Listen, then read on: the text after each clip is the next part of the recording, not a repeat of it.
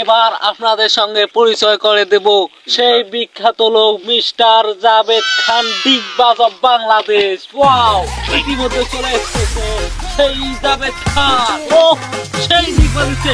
আপনি দর্শকদের উদ্দেশ্যে কিছু বলবেন? জাভেদ খান, তুমি ডিগবাজ আমাদের উঠেছেন কে? দর্শকদের উদ্দেশ্যে কিছু বল। আপনি শুনলে অবাক হবেন যে এই ডিগবাজি আমার একটা প্রতিভা। এই ডিগবাজ দিয়ে আপনি কয়টা দরজা ভাঙছেন?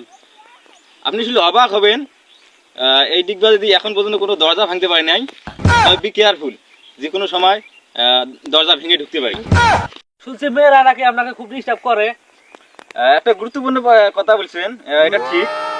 এখন পর্যন্ত প্রায় 1000-1200 মেয়ে আমাকে ফোন দিচ্ছে, কিন্তু আমি এতে খুব বোরিং ফিল করি। ভাই আপনার কোটটার দাম কত? দাম কেন বলবো? কোনো কিছুর দাম বলতে হয় না। আপনি শুনলে অবাক হবেন যে আমার এই কোটটা মালয়েশিয়া থেকে আমার বন্ধু খয়রাত করেছেন। খয়রাত মানে আপনাকে ভিক্ষা দান করেছে? ভিক্ষা মানে কি? Gift, gift. এটাকে গিফট বলে। ছাড়েন তো, ছাড়েন, আমি ডিগবাজি দেবো, ছাড়েন। ও মাই গড, মিস্টার জাভেদ খান, মনে হয় তো তার ডিগবাজের ঠিক আবার শখ উঠেছে। দেখেন কিভাবে দিচ্ছে ডিগবাজ।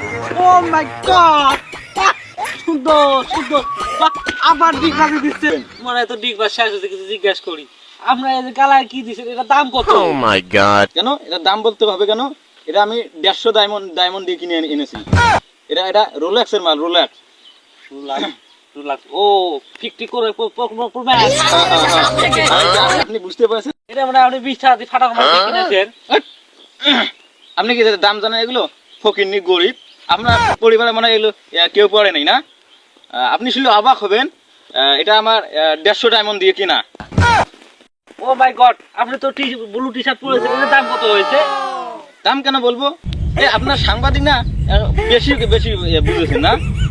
এমন ভাবে মাথায় উঠে দেন না, একেবারে আপনার কি না কি, কখন জানি আমার নিচে কি বলা সেটা আপনি জানতে চাইবেন নাকি?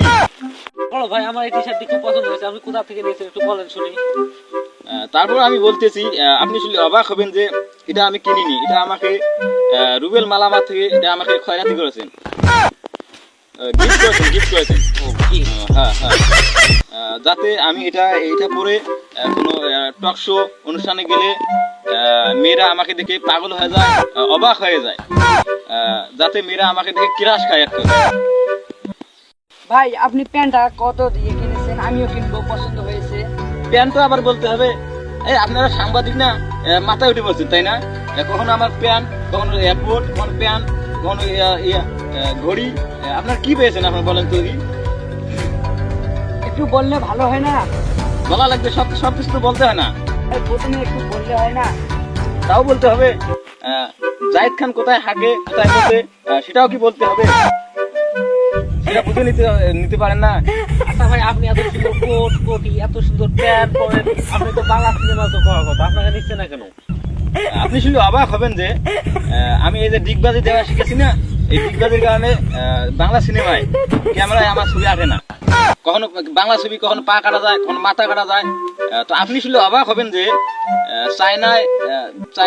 চায়না সিনেমাতে আমাকে শুটিং করার জন্য নায়ক হিসেবে, হিরো হিসেবে সিলেক্ট করেছে। কেন, আপনি কি ডিগবাজের মাধ্যমে? হ্যাঁ হ্যাঁ, ডিগবাজের কারণে আমাকে সিলেক্ট করেছে চায়না সিনেমায়, কারণ আমি একটু ডিগবাজ। ও মাই গড, দেখেন মিস্টার জাভেদ খান চায়নাতে ছবি করার জন্য আবারও ডিগবাজের প্রশিক্ষণ নিচ্ছে। এই ডিগবাজের মাধ্যমে হয়তো আবারও অনেক দরজা ভাঙবেন।